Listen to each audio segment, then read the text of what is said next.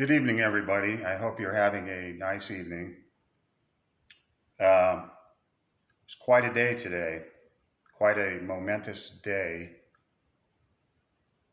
for the pro life side, people like myself that have been praying for this day for 35 years. I've been praying since uh, I was a much younger man that Roe v. Wade would be overturned, and today that happened. Some of us have been praying fervently for this for decades, and I'm one of them. When I got saved and became a born again Christian 35 years ago, I started praying for this fervently, and today it happened. Us who call ourselves pro life, we get defamed a lot. I was in debates on social media as usual, and the pro choice side, the pro abortion side, feminists, different people. I got into a pretty heated discussion online about this very thing. And their argument is that, well, if you're pro life, then you should have adopted, and you should be adopting these babies. If you call yourself pro life, you're a bunch of hypocrites because you say you're pro life, but then you don't want to do anything after the baby's born. And quite frankly, that's a lie. How do I know it's a lie? Well, because I adopted. My ex-wife and I adopted.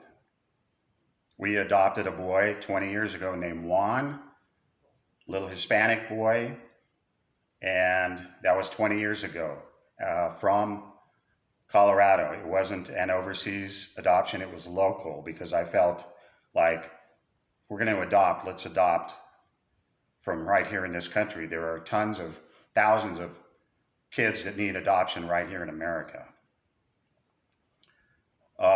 So I know for a fact, just from my own life, that pro-life people do adopt, but yet we're defamed a lot by the pro-choice side, and people have said, you people are hypocrites because you don't practice what you preach. You talk about pro-life, but you don't help the babies after they're born, and that's a lie because I was one of those pro-life people who adopted. So I actually did something to help society, while many of those I've noticed that are on the pro-choice side have not adopted. Some have.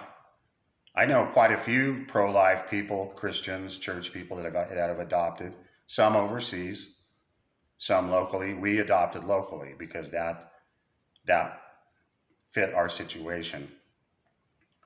My son Juan died, passed away 3.5 years ago at 20 years of age from fetal alcohol syndrome, and we knew nothing about his heart defect.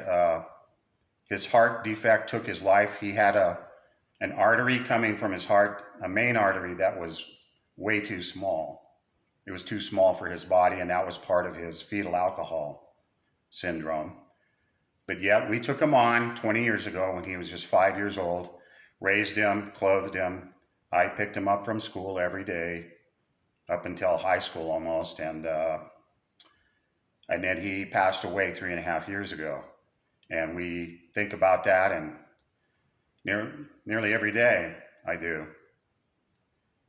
And so to say that us pro-lifers, we don't do anything for society and we don't take care of the kids after they're born is frankly just a lie. Some of us did do something, and I did myself.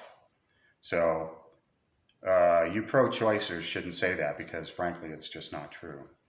Anyway, I wanted to quote some scriptures tonight, because of this event, and the Supreme Court has overturned Roe versus Wade, and I'm going to show you what God says about life in the womb. Jeremiah 1:5, before I formed you in the womb, I knew you, and before you were born, I consecrated you. I appointed you a prophet to the nations. That's God saying he knew Jeremiah in his mother's womb. God knew the baby, the fetus. And so God knows us in the mother's womb. That's God speaking there. Psalm 139, 13 through 16. For you formed my inward parts, you knitted me together in my mother's womb. I praise you, for I am fearfully and wonderfully made. Wonderful are your works, my soul knows it very well. My frame was not hidden from you when I was being made in secret, intricately woven in the depths of the earth. Your eyes saw my unformed substance. In your book were written, every one of them, the days that were formed for me, when as yet there was none of them.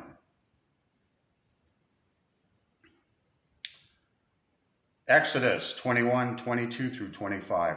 When men strive together and hit a pregnant woman so that her children come out, but there is no harm, the one who hit her shall surely be fined, as the woman's husband shall impose on him. And he shall pay as the judges determine. But if there is harm, then you shall pay life for life, eye for eye, tooth for tooth, hand for hand, foot for foot, burn for burn, wound for wound, and stripe for stripe.